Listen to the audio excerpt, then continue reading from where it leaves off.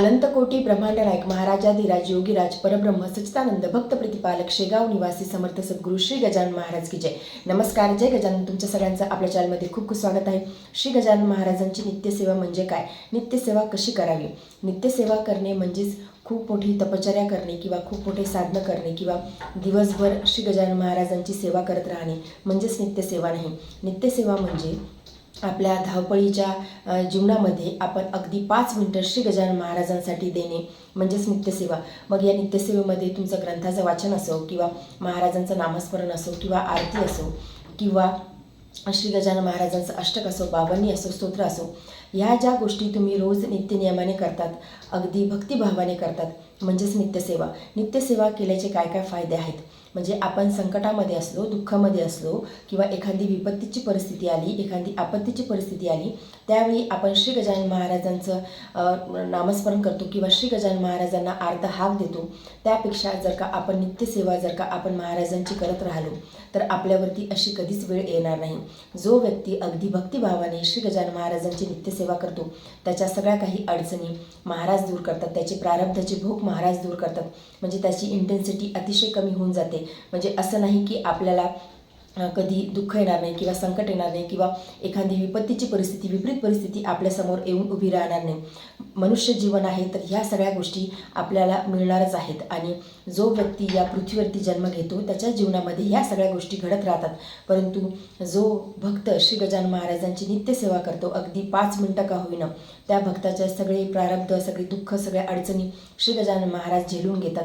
ते सगळ्या दूर करतात. त्याची इंटेन्सिटी इतकी कमी करतात की कधी काही मोठी गोष्ट होणार असली तर आपल्याला काटा मुडला किंवा खडा टोचला एवढा त्रास होतो, एवढाच त्रास श्री गजानन महाराजांची नित्यसेवा केल्यामुळे होतो.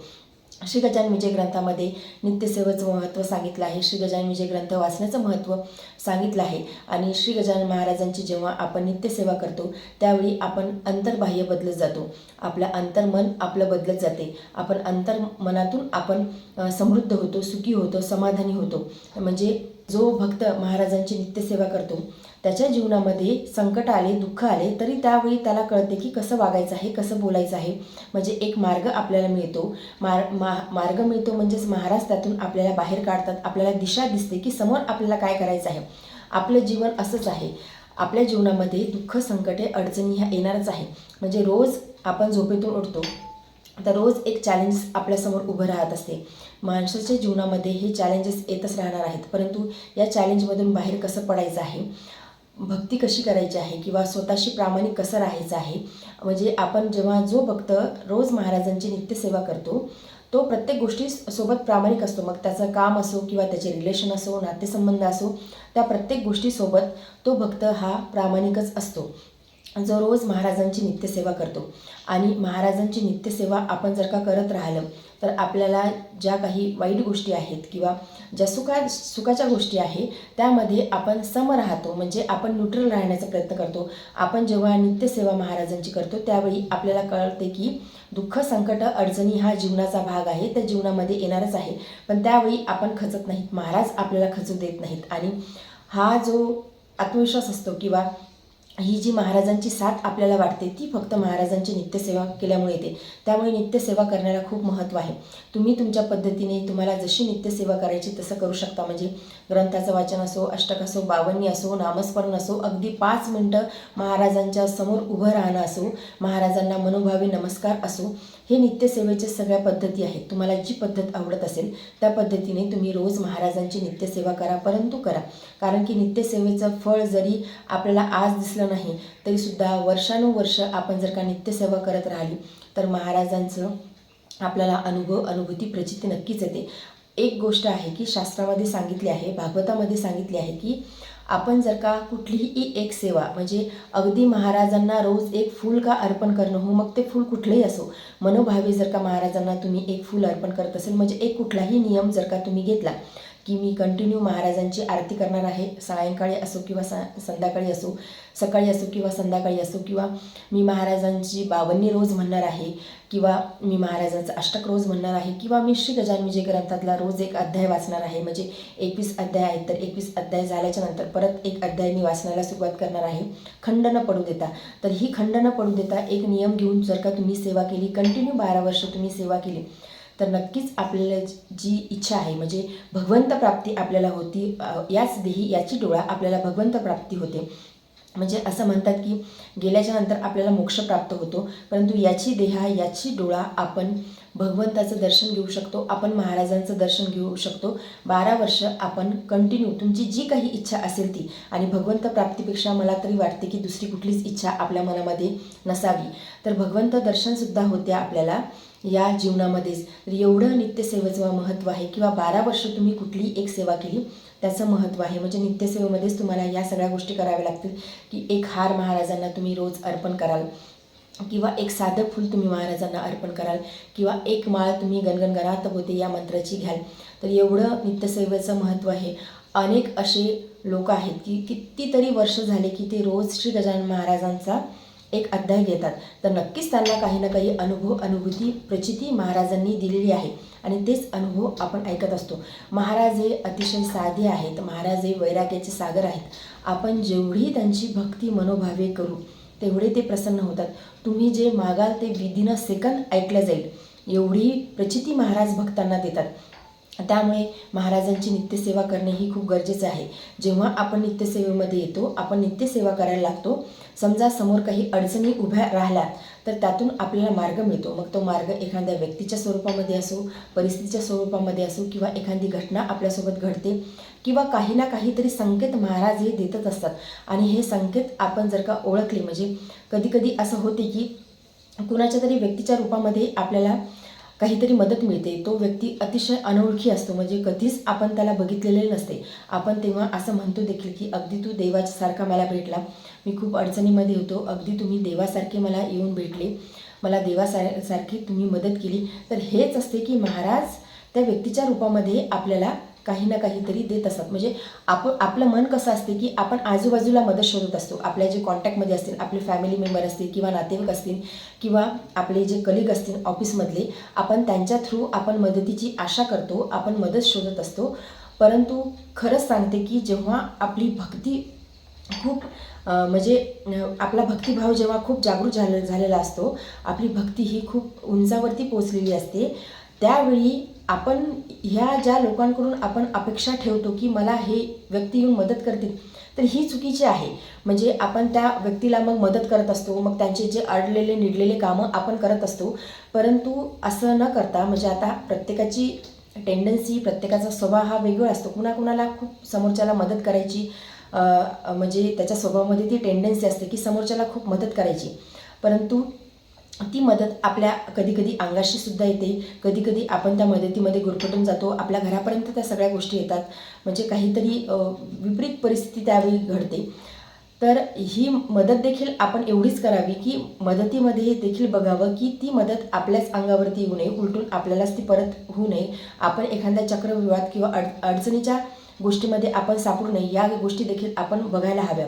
आणि आपण मदतीचा भाग जो म्हणतो, मदत करावी, मदत करू नये असं नाही. मेडिकल इमर्जन्सी असेल तर आवर्जून प्रत्येकाला मदत करावी, मग तो ओळखीचा असो अनोळखी असो, काय जे असेल ते.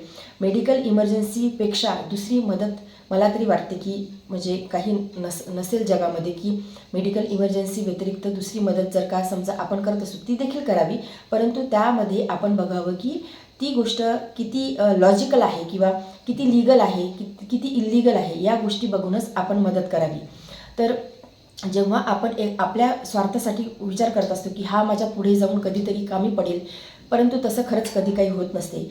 महाराजांची जेव्हा आपण भक्ती करतो, महाराजांची आपण सेवेमध्ये येतो, आपण नित्यसेवेमध्ये येतो, जेव्हा महाराजांच्या आपण शरणागत होतो, समर्पित होतो, तर महाराजच आपल्याला कुणाच्या तरी व्यक्तीच्या स्वरूपामध्ये मदत करतात. म्हणजे मग तो व्यक्ती ओळखीचा असो किंवा अनोळखी असतो, तो व्यक्ती ओळखीचा असो किंवा अनोळखी असो, तर महाराजच आपल्याला त्या व्यक्तीच्या स्वरूपामध्ये येऊन मदत करत असतात. त्यामुळे म्हणजे माझं मदत करण्याविषयी दुमत नाही की मदत करू नये, मदत करावी, पण ती किती लॉजिकल आहे, किती लीगल आहे, या सगळ्या गोष्टी बघूनच आपण मदत करायला हवी. आणि जेव्हा आपण महाराजांच्या चरणाशी शरणागत होतो, समर्पित होतो, आपण संपूर्ण महाराजांच्या शरण जातो, त्यावेळी महाराजच आपल्याला कुठल्या तरी व्यक्तीच्या स्वरूपामध्ये, परिस्थितीच्या स्वरूपामध्ये, घटनेच्या मार्फत कुठल्या तरी काहीतरी अशी एखादी घटना आपल्या जीवनामध्ये घडेल आणि महाराजांची मदत आपल्याला मिळेल. त्यामुळे महाराजांची नित्यसेवा करा, महाराजांच्या सेवेमध्ये या. महाराजांची नित्यसेवा जे करतात त्या व्यक्तीला कशाचीच कमतरता पडत नाही. त्या व्यक्तीला तर महाराज सांभाळतातच, परंतु त्या व्यक्तीच्या संपूर्ण कुटुंबाला देखील महाराज सांभाळतात. म्हणजे कुटुंबातले जेवढे काही मेंबर आहेत, फॅमिली मेंबर आहेत, त्या सगळ्यांची जबाबदारी महाराज घेतात. आणि जिथे ब्रह्मांड नायक आहेत तिथे कशाची कमतरता आहे. महाराज हे अनंत कोटी ब्रह्मांड नायक आहेत. सगळं ब्रह्मांड त्यांच्या अधीन आहे. तर मग आपल्याला दुसऱ्या व्यक्तीची मदत घ्यायची गरजच काय आहे. म्हणजे महाराज तशी योजना, महाराजांचं नियोजन तसं असते. आपल्याला प्रत्येक वेळी म्हणजे जी गोष्ट चांगली आहे ती प्रत्येक गोष्ट महाराज आपल्याला प्रत्येक वेळी देतात. त्यामुळे महाराजांवरती जर का आपला संपूर्ण विश्वास असेल तर मला तरी वाटते की दुसरीकडे आपल्याला कुठेच मदत मागण्याची गरज नाही. मस्तक जर का महाराजांच्या चरणाशी झुकत असेल तर मग दुसरीकडे आपल्याला आपलं जे मस्तक आहे ते झुकवण्याची काहीच गरज पडत नाही. महाराज सर्वस्वी जबाबदारी आपली घेतात. महाराज सर्वस्वी आपल्याला सांभाळून घेतात. हा नित्यसेवेचा महिमा आहे. ही नित्यसेवेची प्रचिती आहे. अनेक भक्तांना आलेली आहे. नित्यसेवेचं फळ हे आहे. त्यामुळे रोज अगदी धावपळीतल्या तुमच्या जगण्यामधून महाराजांच्यासाठी 5 मिनटं जरी काढले तरी भरपूर आहे. परंतु मनोभावे ती भक्ती असावी, मनातून असावी, भाव तेवढा आपला असावा, महाराजांच्या चरणाशीच असावा. आपली जी भक्ती अतिशय उत्कृष्ट दर्जाची होते किंवा आपली भक्ती एक लेवल पार करते, त्यावेळी महाराजांची प्रचिती अनुभव नक्की येतात आपल्याला. आणि जगण्यामध्ये तुम्ही बघाल की जीवन जगत असताना वेळोवेळी तुम्हाला अनुभूती प्रचिती महाराज देतीलच. जेव्हा तुम्ही महाराजांच्या चरणाशी नतमस्तक व्हाल, शरणागत व्हाल, महाराजांना एवढंच तुम्ही सांगा की मी म्हणजे तुमच्या चरणाचा दास आहे, तुमच्याशिवाय मला सांभाळून घेणारं कोणीच नाही, मी तुमच्या चरणाशी शरणागत आहे. त्यावेळी परिस्थिती तुम्हाला जशी हवी तशीच बदलेल. म्हणजे मी तर म्हणते ना की तुम्हाला खूप दिवस थांबायची गरज नाही. विदिन अ सेकंद तुमच्या गोष्टी पूर्ण होतील, विदिन अ सेकंद तुमचं ऐकलं जाईल. परंतु आपल्या भक्तीमध्ये देखील तेवढी शक्ती आपल्याला आणावी लागेल. महाराजांच्या चरणाशी तेवढं नतमस्तक आपल्याला व्हावं लागेल. आणि मी हे तुम्हाला म्हणजे मला अनेक कमेंट अशा आल्या की तुमचे अनुभव शेअर करा. तर मला खरंच कधी वाटते की मी माझे स्वतःचे देखील अनुभव शेअर करू की गोष्टी कशा कशा घडत जातात, गोष्टी कशा कशा परावर्तित होत जातात. म्हणजे अशक्यप्राय वाटणारी गोष्ट देखील आपल्या समोर येऊन उभी राहते. त्यावेळी खरंच आपल्याला विश्वास होत नाही की महाराजांनी हे सगळं आपल्याला दिलं आहे, परंतु महाराज ते देतात. महाराज त्यांचे अनुभूती प्रचिती नक्की देतात. त्यामुळे महाराजांची नित्यसेवा करा, तुमच्या पद्धतीनुसार करा. परंतु एवढाच एक अट आहे, एवढाच एक नियम आहे की आपली संपूर्ण शरणागती महाराजांच्या चरणाशी असावी, संपूर्ण समर्पित महाराजांच्या चरणाशी असावं. महाराजांना एवढीच प्रार्थना करा की जसं कराल तसं करा, परंतु मनामध्ये तुमच्या दया असू द्या. आणि महाराज आपल्याला योग्य ते देतीलच. महाराज कधीकधी आपल्यासमोर एक विपरीत परिस्थिती, वाईट परिस्थिती आणून ठेवतात. त्यावेळी आपल्या मनामध्ये शंका येते की महाराज तुम्ही माझ्या जीवनामध्ये असं का केलं, परंतु ती गोष्ट देखील चांगल्यासाठीच घडलेली असते. एवढा विश्वास महाराजांवरती असावा. विश्वास कधीच न डगमगू देता जर का आपण महाराजांची भक्ती केली, आणि विश्वास हा असा आहे की विश्वासाचं रूपांतर हे श्रद्धेमध्ये होते. जेव्हा अतिशय मनामध्ये श्रद्धा निर्माण होते, भक्तिभाव निर्माण होतो, महाराजांवरती आपण संशय निर्माण करत नाही, शंका घेत नाही, त्यावेळी खरं समर्पण, खरी शरणागती महाराजांच्या चरणाशी होते. म्हणजे तुम्ही जे कराल ते कराल, मी निवांत राहीन, म्हणजे मी स्वस्थ राहीन, तुमच्या चरणाशी मी सगळं आता टाकून दिलं आहे, तुम्ही बघा. मग ती परिस्थिती कशी असो, एखाद्या व्यक्तीला बदलण्याची परिस्थिती असो किंवा काही असो, महाराज ते सांभाळून घेतात. एवढा जर का विश्वास आपल्या महाराजांवरती असेल तर महाराज नक्कीच आपल्याला सांभाळतात. त्यामध्ये काहीच दुमत नाही किंवा त्यामध्ये काहीच शंका नाही. तर एवढ्या विश्वासाने महाराजांची नित्यसेवा करा, भक्तिभावाने करा. महाराज नक्कीच त्यांची प्रचिती अनुभव तुम्हाला देतील. महाराज नक्कीच त्यांची कृपा तुमच्यावरती ठेवतील. तर आजच्या व्हिडिओमध्ये एवढेच. व्हिडिओ जर तुम्हाला आवडला असेल तर व्हिडिओ लाईक करा, चॅनलवरती नवीन असेल तर चॅनलला सबस्क्राईब करा. जय गजानन. धन्यवाद.